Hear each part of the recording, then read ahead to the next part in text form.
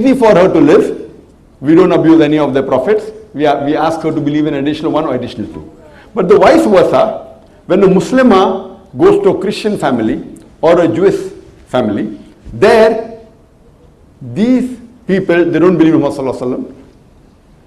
And if they go to a Jewish family, they don't believe in Isa Alayhi Salam and Muhammad Sallallahu Alaihi Wasallam. So it will be difficult for them to live. So this is the basic purpose. But besides this, as far as marrying a Christian lady, I have my personal difference of opinion, though most of the scholars, they agree that you can marry any Christian woman. But I believe in the minority scholars who say that you cannot marry any Christian lady, whether she be Mary or she be Sheila, whatever it is, or Jane, because the verse of the Quran in Surah Baqarah chapter 2 verse number 221 says, do not marry a mushrika until she believes. Do not marry a mushrika, do not marry an idol worshipper until she believes. A mu'mina, a believing woman, is far superior than an idolatress, even if she allows you. She may be the Queen of England, she may be the most beautiful woman in the world, but a slave woman, a bond woman, she may be the ugliest, but if she is a Muslimah, she is far superior to an idolatress. That's what the Quran says. And the same thing is on the opposite. For a believing woman, they should not marry a mushrik man until he believes. Now, here the Quran says you can marry a Christian woman. The other verse of Quran, Surah Baqarah chapter 221 says you cannot marry a mushrika. And we know that the Christians, when they worship Jesus Christ, peace be upon them, they are doing shirk. It's mentioned in Surah Ma'idah chapter 5 verse number 72. It says, لَقَدْ كَفْرَ الَّذِينَ قَالُوا إِنَّ اللَّهَ هُوَ الْمَسِيحُ ابْنُ مَرْيَمَ. They are doing kufr. Those who say Allah is Isa alayhi salam, the son of Mary. وَقَالَ الْمَسِيحُ, but said Christ, Ya bani Israel, O children of Israel,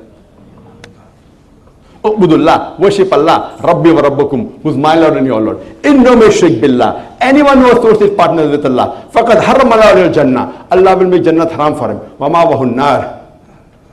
And fire shall be his dwelling place, and he shall have no helpers in the hereafter. So based on this verse, one verse says you can marry any Christian woman. It says Christian woman, not any. The thing I'll tell you later on. One verse says you can't marry a mushrika. Surah Ma'idah chapter 5 verse 72 says that Christians are doing kufr and shirk.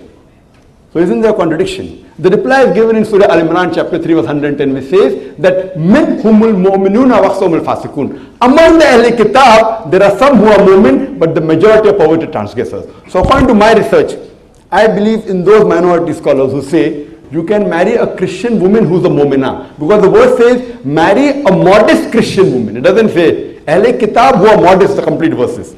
So the most of the scholars say you can marry any Christian or Jewish woman. I differ. You can marry a Christian or Jewish woman who don't do shirk. Who don't do shirk? Who doesn't do shirk? Surah Imran chapter 3 verse 110. Min humul mu'minun aqsamul fasikun. Among the Ahli Kitab, the Quran says some are mu'min, but the majority are perverted transgressors. If that Christian believes that Jesus is God, according to me, you cannot marry her. She should believe in one God. She should be a mu'min. So I differ. She should be a modest woman. But majority of the scholars give a blanket permission, and the reason I told you earlier why. But I believe that it should be a modest Christian woman with a mu'minah. Hope that answers the question. Jesus will come again, but in Islam it says Muhammad is the final prophet. Please explain your justification on this. This Muslim belief that Muhammad ﷺ was the last of the prophets, meaning the last who were sent in this life. The fact that Prophet Isa is coming again doesn't change the fact that he was not the last. He was the last. He would be the last after Muhammad ﷺ in the sense that he will be coming to fulfill out the end of his message. But he was actually sent before Muhammad ﷺ. The main portion of his message, his coming in the end, is for the signs of the last day. It's closing out the world. For his actual prophethood, that was prior to Muhammad ﷺ, and its prophethood ended, or its effect in the world ended at the point where they attempted to crucify him, etc. So we don't have a problem with accepting the fact that he is coming afterwards as a part of the signs of the last day, and that he, when he comes, will not be bringing a new Sharia. See, because if he were a prophet coming after, all the prophets who came one after the other, they were bringing new information, correcting what went before, etc., etc. When Prophet Isa comes, he will not be bringing a new law. He will still be ruling in accordance with the Sharia. And this is symbolized when he comes into Jerusalem and the time for prayer comes, and the Mahdi will be there. He was stepping forward to pray. Then when he realized that Prophet Isa is there, Prophet Jesus is there, he's stepping back to allow Prophet Jesus to go and lead the prayer. And Prophet Jesus insists that he go ahead and lead the prayer. That was symbolizing that he is coming within that same framework. And he will make Hajj and do the other things which we know from Islam. So he's not bringing anything new. What he will correct will be the false beliefs of Christians, right? Because he will be the final proof that what they taught, the cross, that's why we talked about, the Prophet ﷺ said he would break the cross, and kill the swine which has now become a norm for the vast majority of Christians, not realizing that in fact it was prohibited and Jesus himself never ate it, etc. So he will come and correct that was all false teachings. So that's what he corrects. But he doesn't come and bring a new Sharia. So we don't have any contradiction between the two. Sister asked a question, the non-Muslim sister asked a question that she agrees about the modesty of covering the head. She does not understand the reason for niqab, what is there.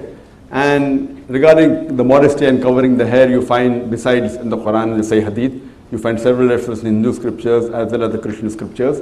If you refer to the book of Deuteronomy, chapter number 22, verse number 5, as well as the 1 Timothy, chapter number 2, verse number 19, as well as the 1 Corinthians, chapter number 11, verse number 5 to 7, speak in detail about the hijab. And it says in 1 Corinthians, chapter 5, verse number 7 to 11, that a woman that does not cover her head, when she prays, then she dishonors her head and her hair should be shaved off. So the Bible is stricter than the Quran. Nowhere does the Quran say that the head should be shaved off, she doesn't cover the hair. As far as the main question regarding niqab, that what is the purpose of niqab, and again, as far as whether niqab is fard or not, the difference of opinion between the scholars, when niqab is fard or not. The most of the scholars agree niqab is fard, but according to Sheikh Nasruddin Albani, niqab is not a fard, it is mustahab, it's not a fard.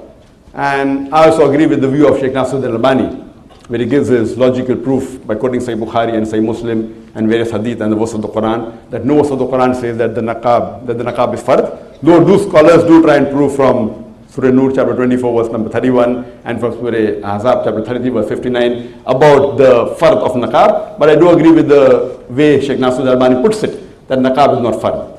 And the thing is, what I say, that if you feel that you go to a place where people are staring at you and you feel niqab is a fard, you wait, alhamdulillah. But if you feel it's not required, if you don't wear, it's not a fard according to me. Though there are scholars who say that wearing niqab is fard, I like to make it very clear. So what they say that, fine, I do agree that if you wear a niqab, so there will be less evil eyes on you. So the basic thing is,